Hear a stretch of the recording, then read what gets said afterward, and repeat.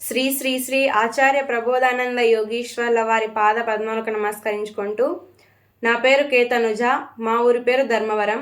ద్వితీయ దైవ గ్రంథములో రత్నవాక్యములు. యోహాన్ సువార్త 10వ అధ్యాయము 30వ వచనము.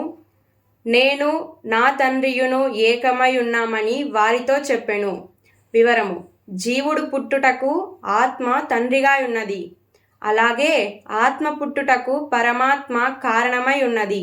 అందువలన మనుషులకు తండ్రి ఆత్మ కాగా, ఆత్మకు తండ్రి పరమాత్మ అని చెప్పవచ్చును. యేసు ఆత్మ అయి ఉండుట వలన ఆయనను దేవుని కుమారునిగా చెప్పవచ్చును. అయితే కుమారుడిగా ఉన్నప్పుడు ఎల్లప్పుడూ తండ్రి మీద ధ్యాస కలిగి ఉంటే అప్పుడు కుమారుడు తండ్రితో ఏకమై ఉన్నాడని చెప్పవచ్చును. ఇక్కడ యేసు తన తండ్రి అయిన పరిశుద్ధాత్మ మీద ధ్యాస కలిగి ఉండుట వలన ఆయన నేను నా తండ్రియును ఏకమై ఉన్నాడని చెప్పాడు.